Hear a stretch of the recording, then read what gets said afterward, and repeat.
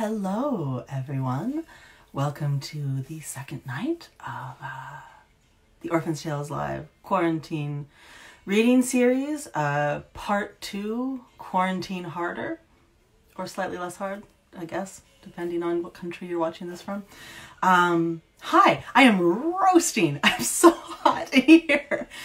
This will just tell you how long we've been doing this. Like, it was winter, and I put this shirt on to wear every night, so like, in the future on YouTube, you could watch it and pretend like it all happened in one night. So I'm wearing the same shirt every night. It smelled great by the end of the first week, by the way. And now it's a winter shirt that I'm wearing in the summer to maintain the illusion, because that's how committed I am to sparkle motion. And I am absolutely boiling in my little room. But there's still the flicker of my fake firelight to just complete the cold winter's night illusion. God, it's so hot in here that my glasses are fogging up. What a wonderful thing. I can't have the air conditioning on either because it's so loud that you'd never hear a word I said. As usual, we are listening to the amazing S.J. Tucker and pulling the sweaty hair off my brow, and her second album, based on the second book of the Orphan's Tales, which is called Sorrow and Solace. The second book is called In the Cities of Coin and Spice. Pink Sunset. Yes, Sebastian would approve. My 21-month-old son is obsessed with pink at the moment. Gets very upset if he can't wear it. So the opposite of me, I suppose. Yeah, so welcome, everyone. The lipstick is Bowskin Holiday Rose with, I forget the company, but there's a little bit of pumpkin spice. It's literally called pumpkin spice on top of it. Again, like pretending it's autumn. The autumn is within us all the time. The drink, important, is vodka, limeade, pink apple bitters, and sparkling water. The girl is hot and depressed, like as usual. That should be on my business cards. So yeah, that's the whole situation. I'm thinking about doing this twice a week instead of just one day a week. I think it's probably pretty hard for people to remember once a week. There's no sort of momentum.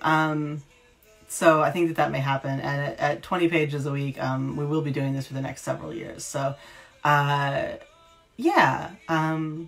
twice a week. We'll see. Let's do our intro stuff so we can get into it. As usual, for legal reasons, this is not an audiobook of The Orphan's Tales. This is a play, one-woman show. You can catch up at the archive on YouTube at Catherynne Valente Live. It's my channel. You can find me on Twitter at Catherynne Valente and subscribe to my Patreon at Catherynne Valente.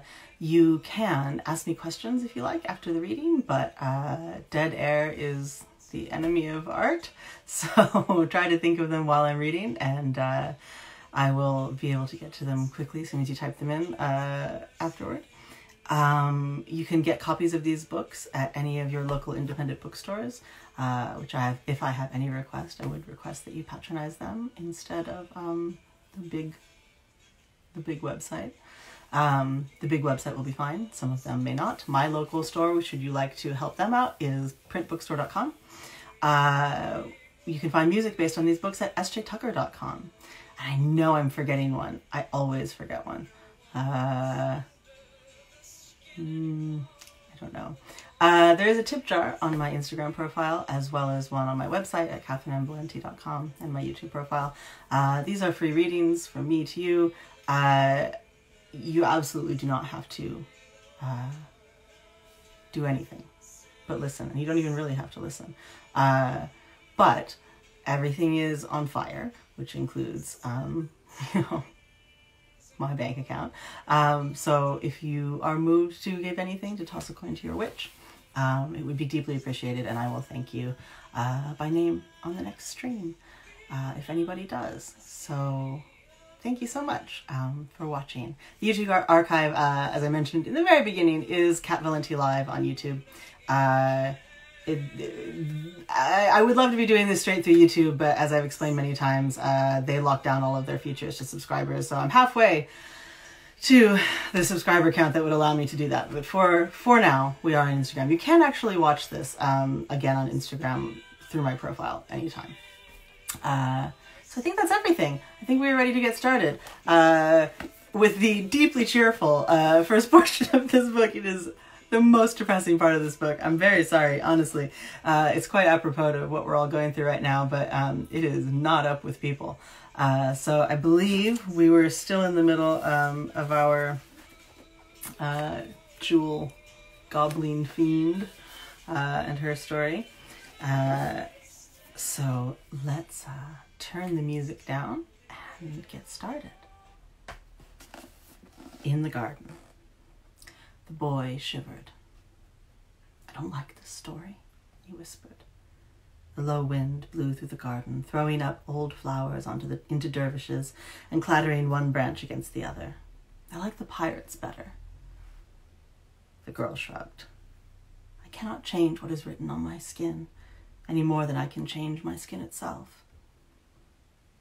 The evening was now full of mist and blue, rolling through the garden paths like a regiment clothed in starlight.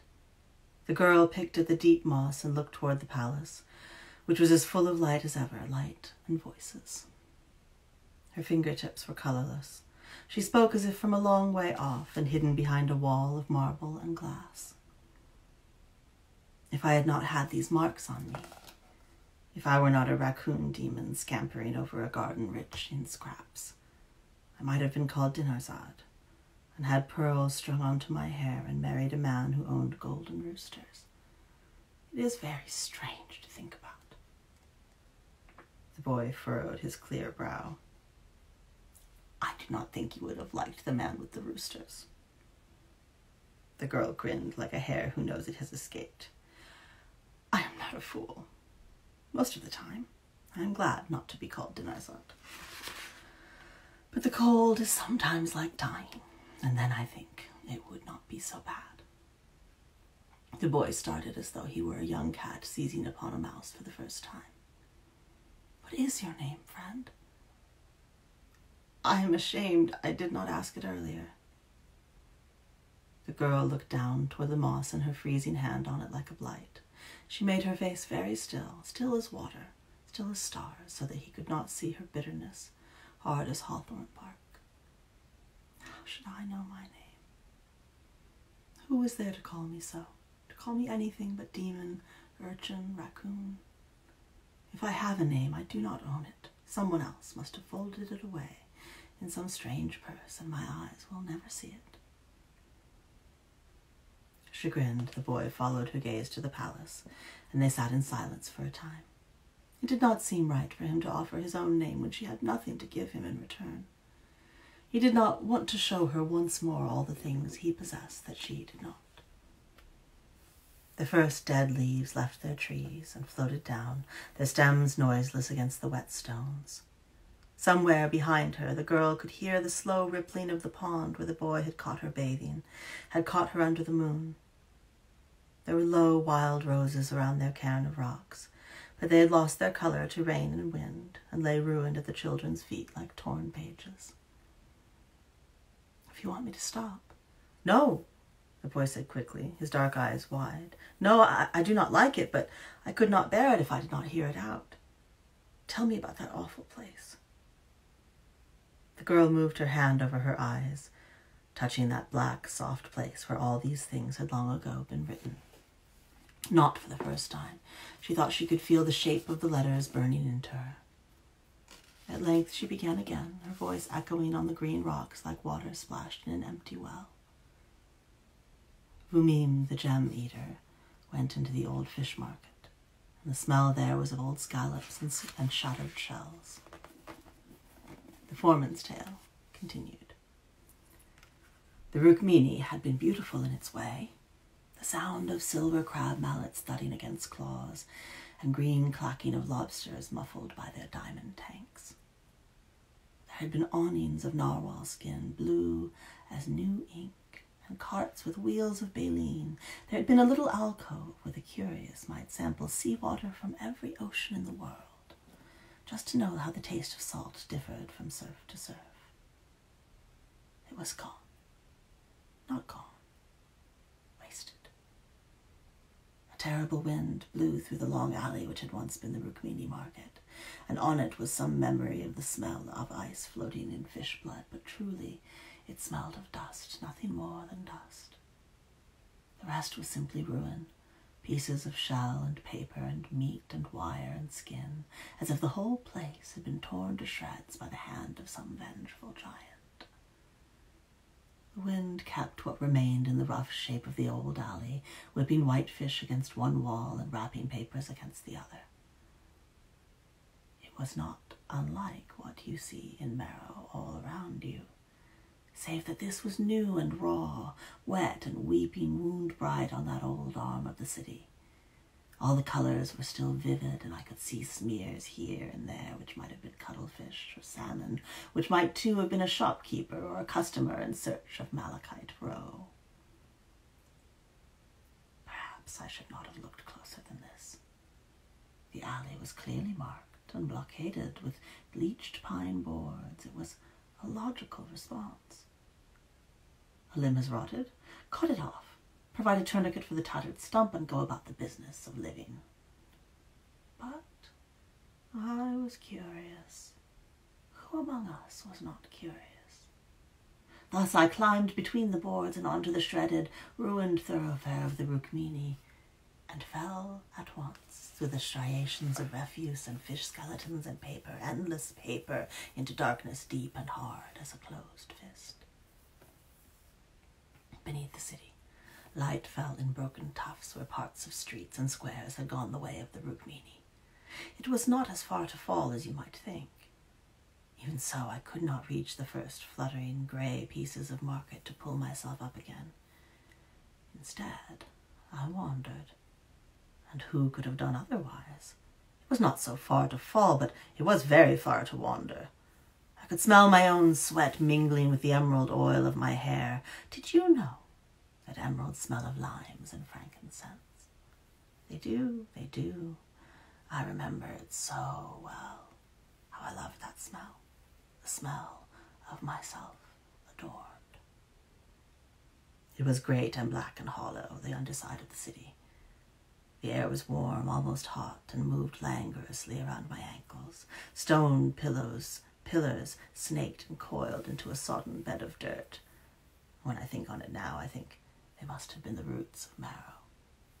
The granite and marble roots of banks and towers and universities, the piled stone roots of tenements, of factories, the golden roots of jewelers' palaces. Each edifice sent down its strange and secret toes into the undersoil, and I wandered through a forest of stone. Despite myself, I began to search through the mirror for the roots of the Assad. How much more beautiful, how much richer and brighter the stone of those roots must be. It was this thought that kept me in fear. Kept me from fear in those low hidden paths, strung with spiders and mold. I would find the Assad again, and surely it would lift its child up. But I did not find the tangling roots of the Assad. I came, after passing through some few threshings of light that sputtered sickly through to the depths of the root city, to a great snarl of cedar, real wood, amid all that endless stone. The ground was close tight around the massive red curls, that I could not see what sent down such tendrils into the dark. And from behind those gnarling crags, I heard a gnashing, a grinding, a crunching, gnawing sound which I shall not forget for all my days. I went toward it. Who would not have gone toward it? At first I saw nothing in the dusky shadows, the sharp smell of cedar filling my nose like water. Then it was a gleam of white, behind the roots, further back and farther in, a gleam of white flashing in the gloam. Is there someone there? My name is Vumim, daughter of Horus. I have become lost, I called. My voice was weak and quavering. Who could have been stronger, more sure? My answer was a louder gnashing, a louder grinding, like a whetstone spinning. Do you know the way out? I whispered. I am the way out, a low humming voice whispered back to me. Through me you can't find the light again. crawled close to me on its belly like a cringing dog, and peered up into my eyes, a creature made entirely of teeth. Its forelegs were a jumble of molars, bicuspids, and incisors. Its eyes flashed wolf's teeth yellow with age. Great flat elephant's teeth made up its spine, its long tiger's canines curving into ribs. Its feet were hooves of enamel. Its jaw hung hungrily open, white and yellow. Its delicate face row after row of infant's teeth, pearly and pale. There was nothing of it that was not teeth.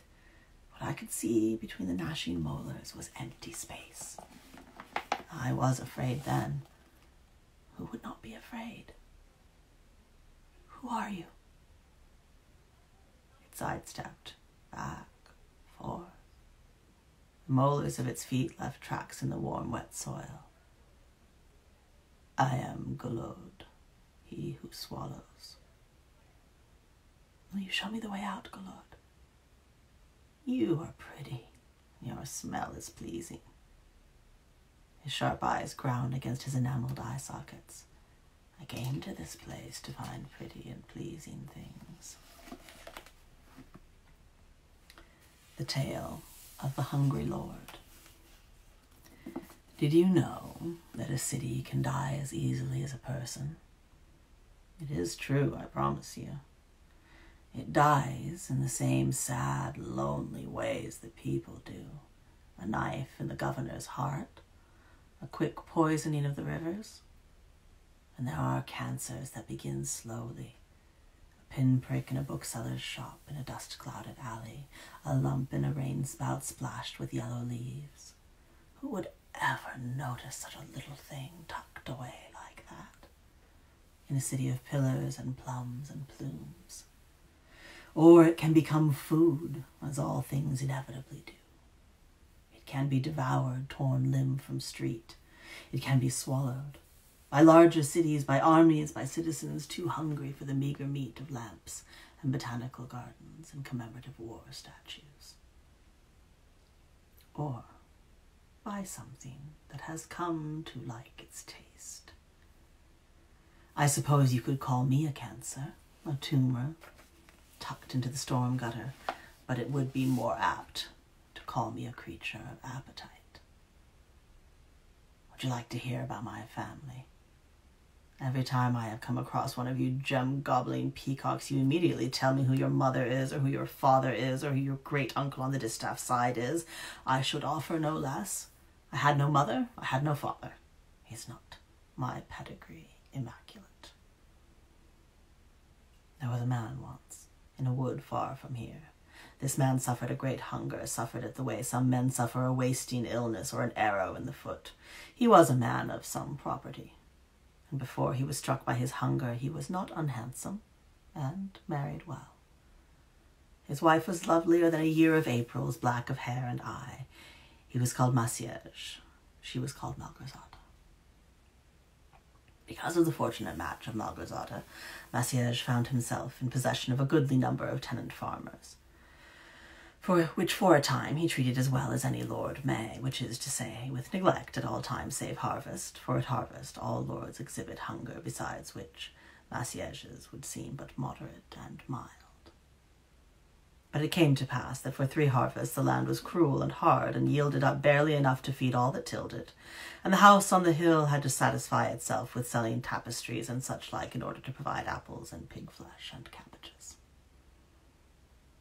In the 4th winter, there was no crop at all. Wind howled across the fields, bare and bristling as a new monk's head. Maciej and his wife stared at an empty table, and so too did all of those who worked that land. It was difficult, as such times are. The last dairy cows had been slaughtered, the last egg chickens had been slurped to the bone. I would not like to tell you what the most wretched of them did to survive. In the depths of this winter, Maciej conceived a great hunger in him, conceived it the way some women will conceive a child. His belly snarled and lurched. He was blind with it, clutching at the very drapes to fill the hole in him. But fortune sometimes smiles on the suffering, and it was rich. It was a rich green spring, full of new lambs and new fields, planted with seed and breeding pears brought by sympathetic relatives of Malgorzata, who sent wagons from over the hills. Speechless with relief, Maciej ate and ate. He paced his halls, his stomach gnawing caverns into itself, devouring apples and pig flesh and cabbages as quickly as he could, but there was no surcease for the unlucky lord. Yet he did not grow fat, for as quickly as he ate, he was hungry again, his body burning so hot and bright. The farmers needed no candles in the house on the hill. It was incandescent with the starving lord. Finally, when the harvest came again, and with it the Lord's due, Malgorzata thought her husband would be sated. Into his mouth went cider and beer, hazelnuts and venison, apples and currants and sheepshanks. Into his belly went squash and pies and hollering chickens. Into his gullet went beef knuckles and mushrooms and pigs by the wagon. When there was nothing left for the farmers to give over to that house on the hill before they starved themselves, fair Malgorzata, black of hair and eye, went to them and begged them to give over their animals to her husband's hunger, which was now so great that mere vegetables and fruits could not touch it. All would be repaid, she promised, had her kin not supplied the spring when the winter was at its worst. They could survive winter. They all knew this now. At first they surrendered ox and chicken, goat and goose, even horse and dog. All these Maciej ate at his groaning table, to bone and hoof, all save the teeth, which even he could not stomach. These teeth he tossed into a corner of his hall when he had sucked the marrow from their owners, and as the days wore on, the pile grew. His endless feast held no joy for him now. His belly burned, and he could not slake it, could not even move from his creaking table. He wept as he ate, for he could not stop, and he hated the taste of gristle and bone, but he could not stop. Here we have another illustration of the growing tooth pile. Before long, their holdings were empty of snorting and bleeding. Malgorzata sent to her distant kin for ever larger and more exotic creatures. Elephants and tigers and wolves disappeared into the house on the hill, which lit the nights for miles as Maciej sat at his board, eating and weeping, eating and weeping. His jaw crushed leopard and lion, griffin, and even the odd unicorn. He did not notice their taste, but he ate them all the same, and the house on the hill blazed. But even this plenty could not last, and the kin of Malgorzata refused to send more. There was nothing further to take from their holdings, and even the draperies had been stripped to feed the unfortunate lord. He had begun to gnaw at the cornices and baseboards, his tears falling from their cairn of teeth as he climbed atop it, trying to suckle at the reliefs of blossoming grapes that adorned the ceiling. Softly, as was her way, Malgorzata drew him down and sat him at the table which had become the rack on which his bones cried out. He looked up at her with hunger-haggard eyes, red as plague and twice as hollow.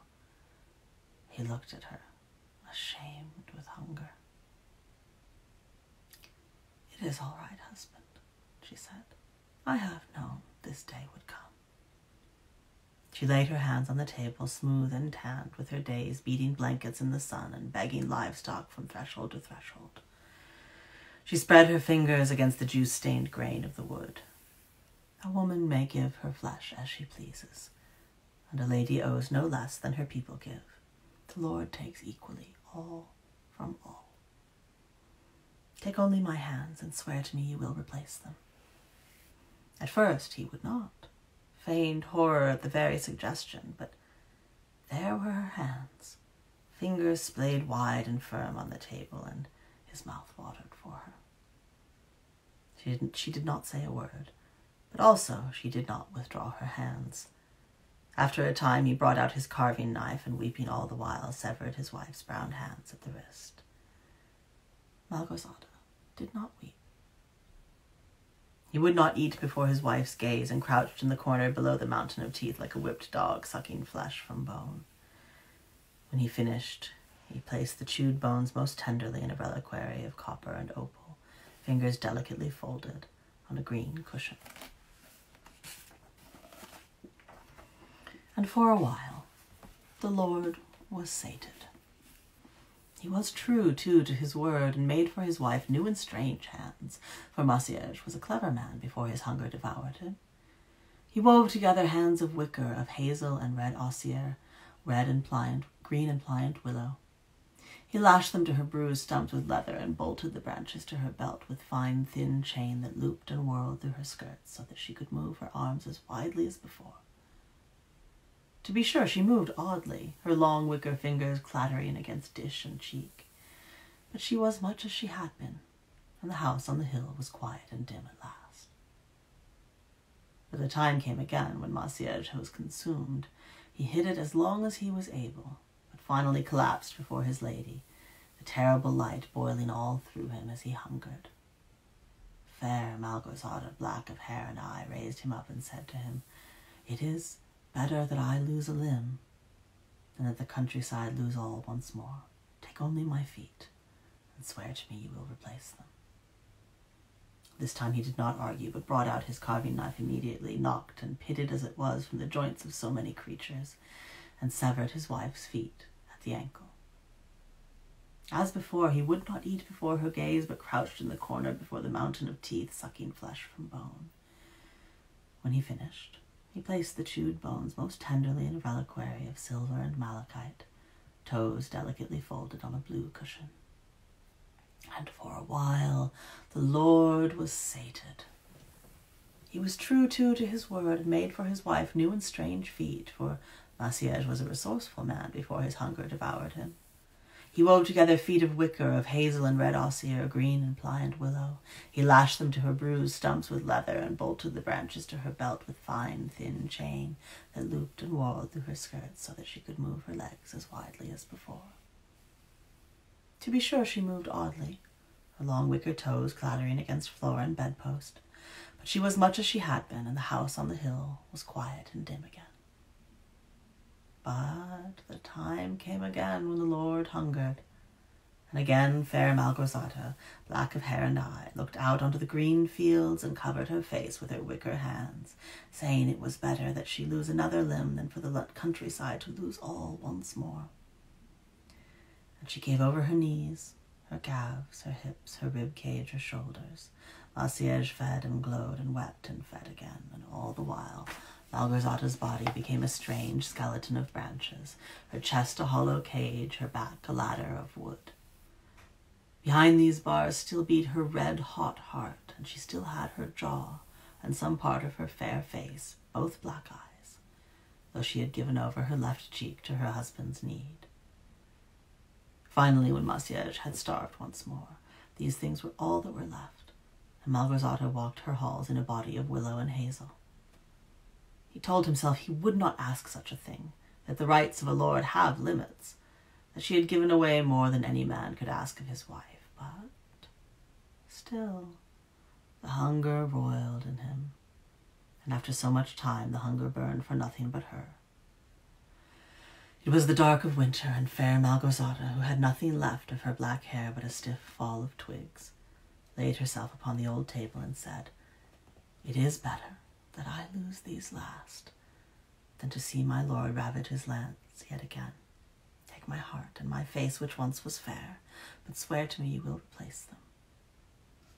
Weeping bitterly, his hunger naked on his face, Maciej brought out his carving knife, darkened as its blade was from so much woman's blood, and cut out his wife's heart and jaw and fair black eyes.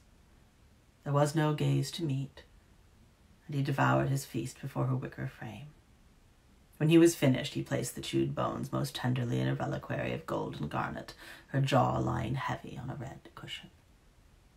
And he made for her a wicker heart, and placed it behind her hazel ribs. And he made for her a wicker face, and fixed it to her willow skull. And he made for her wicker eyes, and set them into her branch brow. But her teeth he did not close into the reliquary. He climbed the mountain of teeth and laid them down at its peak, which was by now very near the ceiling. I have a full-page illustration here.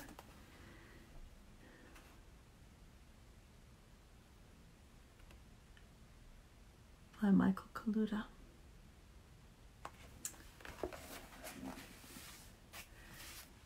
throat was sated, and I awoke. The white bundle of Malgozada's teeth descended to my heart, and out of the tooth cairn I stumbled, raw and uncertain as a newborn. Maciej stared as I took my first steps, hooves of tooth clicking on the tiled floor. I wobbled, my vision blurred. I saw him clearly, and the wicker body behind him. I saw him, and I hungered. The foreman's tale continued. I swallowed him up, bone and tooth. I was still hungry, and I turned to the wicker white, which once was Malgozada, and we looked at each other, twig eye to tooth eye. But I would not devour her. She was my sister, we two things hollowed out by hunger. Instead, I leapt from the house on the hill, which was now dark, dark as rock over stone, and I took the hunger with me. It is all I am. I am all it is. The hunger and I looked for things big enough to feed us. We began with cattle and peasants, but these were not enough. We tried forests, but they were bitter. Marshes, but they were brackish. Finally, we came here. I quavered, my flesh wet with gem and sweat.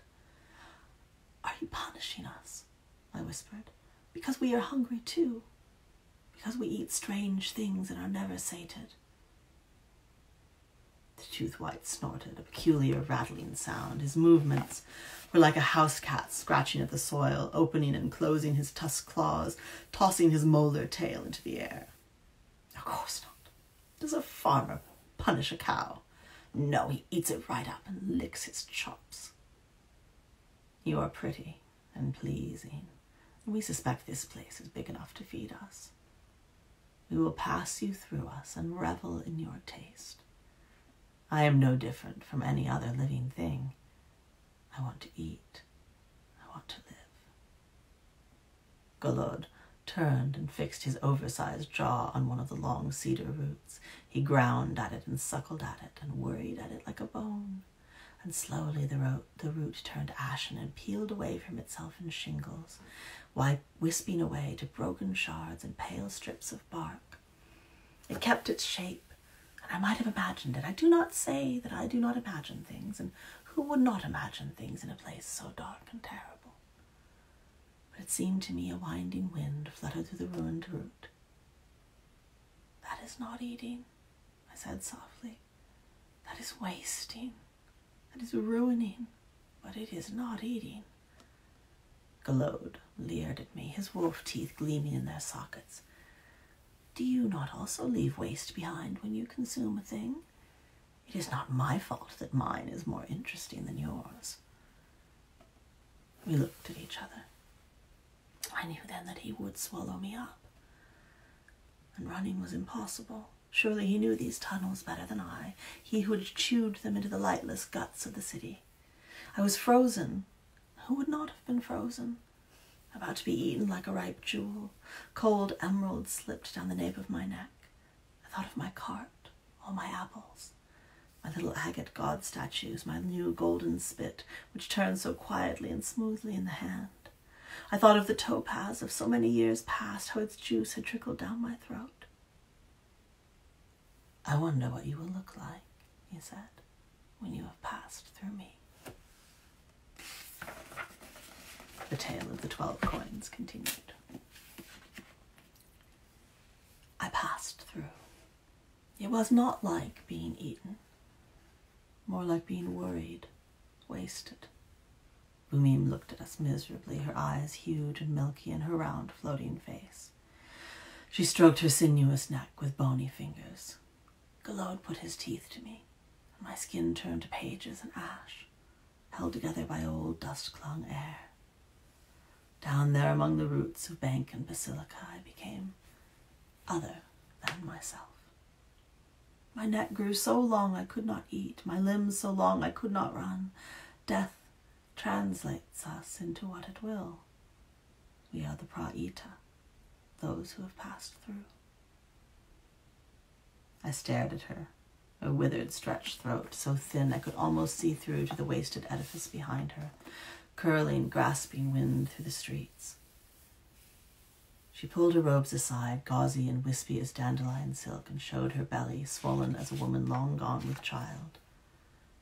But instead of flesh, there was a jewel, a great colourless, faceted thing set into her flesh as though she were no more than a ring. "I speak the tongues of death," she whispered, her voice mingling with the wind. "I am translated. I do not know myself, save that I have become what I have eaten, and it has become me." Thus went the rest of the city slowly, the way of the Rukmini, the way of Bhumim. The Verrill's green and blooming docks sank into a river of detritus. The war memorials sighed into crumbling. Finally the Assad, too, lost all its scarlet and gold, became nothing but its own shell, money and paper and stiff dead silk blown together by that endless wind. It happened so gradually we did not really notice, until we had all passed through. And still we spent our money. Still we traded our wasted goods. It is a habit, a compulsion. It does not need translation. The wind, that relentless thrashing wind that Golod brought, blows us from place to place now. The wind keeps us together as long as it can, and then we are gone. Gone until there is another valley or cliffside to sigh against, and then it breathes us into our old shape again. This is where we have come now. It is like any other place to us. "And the place you wish us to go, with all the strange words on the lintel?" the Shoran girl asked. Bhumim blinked slowly, as though it should be obvious. "It is the mint. You will work, like the other children. The living work, the dead do not. Be happy you were chosen for work. It is better for you this way." She closed her dress and fidgeted with the ragged cloth, looking up at us from behind her lanky hair. "If you do not go now, they will miss you at the counting, and it will be bad for you." "We could just run, you know," I quavered, trying not to think of that flat, heavy door and what it would sound like when it swung shut. "Please believe I would catch you," Bhumim said solemnly, her leg cocked up like a stork's, a promise of speed our little legs could not hope for. We followed her. Who would not have followed? The door swung shut, and it sounded like bones breaking.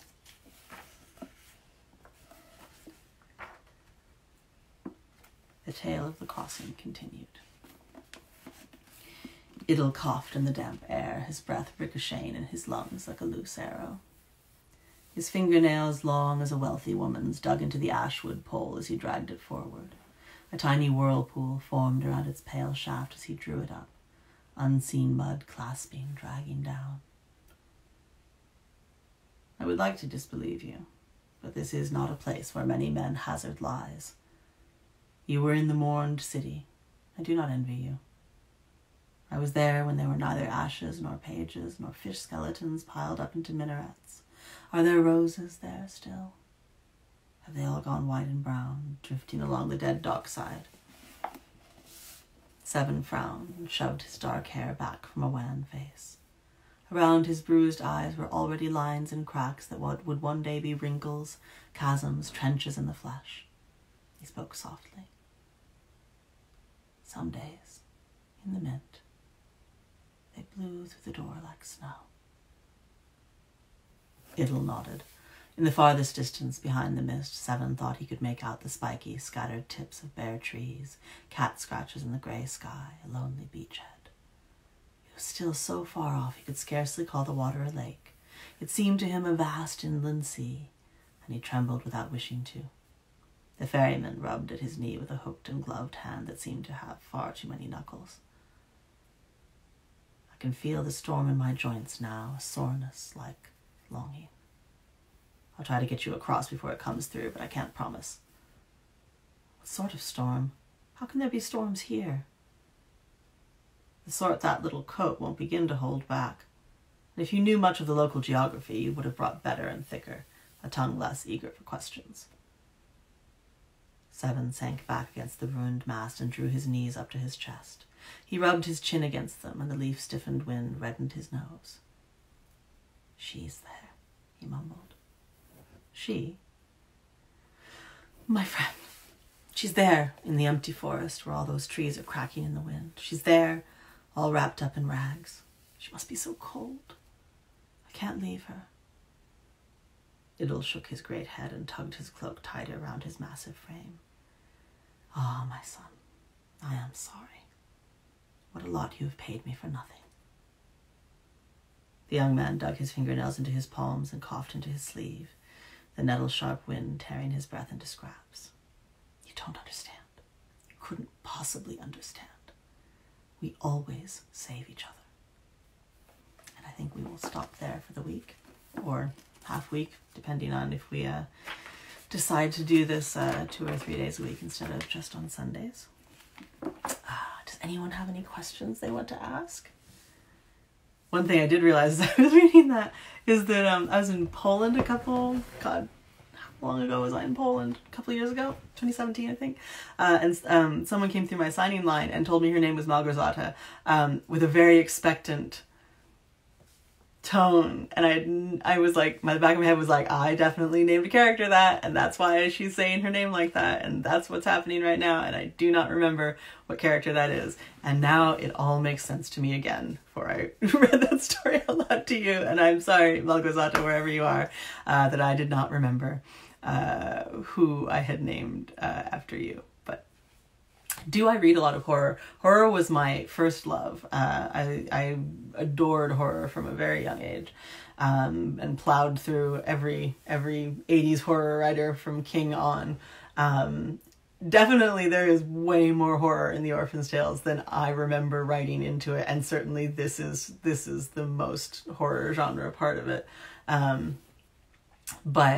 Yeah, no, I still love it very much. I right at the moment cannot really watch or read things that have bad outcomes for small children because I had a small child, so now I'm weak. But that used to be my favorite thing, like when I was a kid, because they were kid protagonists, and then terrible things would happen to them.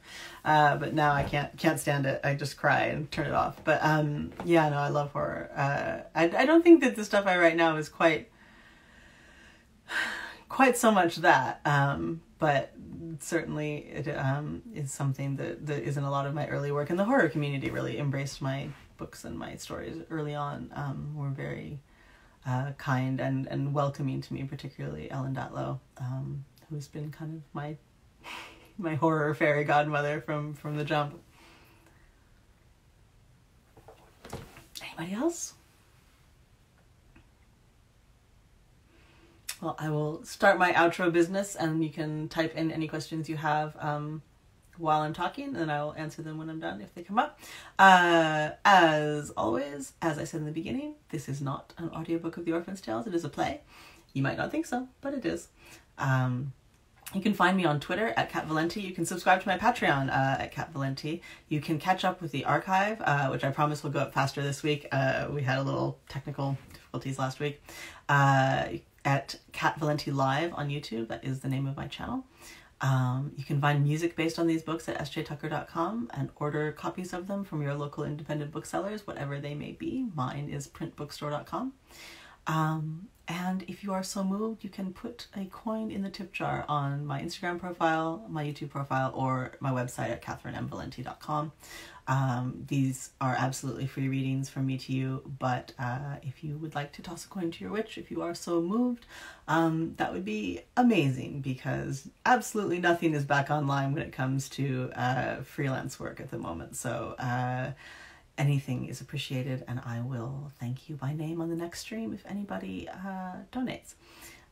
Is there some myth or fairy tale that the teeth monster comes from, or is that all me? Well, there's a seed of the handless maiden stories in that, but definitely I think the teeth monster is just me. There's lots of creatures made out of inanimate objects in fairy tales, and in my work particularly, I use teeth in the last book as well with the king. Teeth are a biggie. Yeah, I don't remember. God, I've already forgotten the last book. I'm so terrible at remembering these things. But I'm sure you're right. Teeth are a very primal sort of image, and God, that's an awful story I just read to you. It's so horrendous. Good Lord, it's just, whoa, yikes. big yikes. That is not a nice story. Look, scary stories is scary stories. Fairy tales are horror stories. They absolutely are. They're so full of mutilation and just absolutely terrifying imagery when you think about it. Resurrections and corpses and just blood everywhere. Fairy tales are actually some of the goriest stories that we have. We just pull them out. So I feel like what was coming is the Prelude to Death as well. Golod's name is Russian. The Valente verse, such as there is, it's all written by me. It all goes back to my head. I'm sure that if I were the kind of writer who likes to say everything appears in the same universe, I could come up with a way to connect them all. Though, space opera would probably be the weird outlier. But yeah, I is what I is, and I go for that primal image more times than I don't.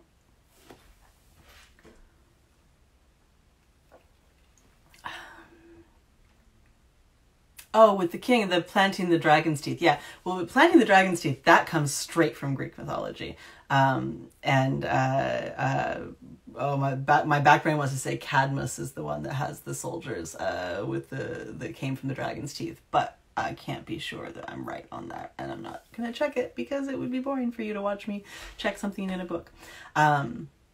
But yeah, no, the Red Shoes is all Hans Christian Andersen's stories are horror stories. Like come on, think about the Snow Queen.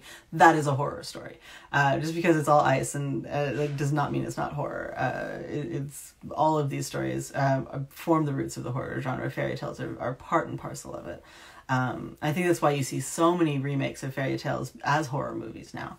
So the two genres are absolutely entwined, and certainly in the autumn Halloween-y part of this book, which is what this is, I wanted to invoke all of that and get into the sort of grossness of fairy tales. Part of the point of the Orphan's Tales is for me to just dive into all the tropes of fairy tales that I loved and take them apart and examine them and put them back together in new shapes. And this is this shape is just a little more dreadful than the others.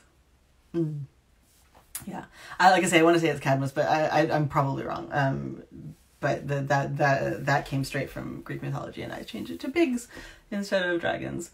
Yeah, so a lot of these come here, there, and everywhere. There's bits of Polish mythology. They're Polish names, obviously. I like the Wicker Woman. There's something from everything in the Orphan's Tales. There's so many characters and so many ideas in the Orphan's Tales, but I had to cast a pretty wide net. ATs, that's right. Somebody else checked for me. Not Cadmus. Look, it's been a long time since I was in college. I don't always have the correct answer at the tip of my tongue. See, on a panel, I would avoid saying the name so that it looked like I did know. I just didn't say it properly. But you guys get a more honest cat that is roasting alive in a hot room pretending it's a cold autumn night. Yeah. Well, and if there are no more questions, I think that I should hang up with you guys, haha, so to speak, and call my dad for Father's Day. Happy Father's Day to all the dads out there. And I hope that you all have a wonderful evening, and follow me on Twitter as we discuss what other day or days to add on here, because I don't think it quite works out just once a week. But I think every day is still going to be a little too much for me. So maybe 2, maybe 3 days a week. We'll talk about it online. Either way, no matter what, I will see you next Sunday at 8:30 p.m. Eastern Daylight Time. Same fairy tale time, same fairy tale channel. Thank you all so much for watching.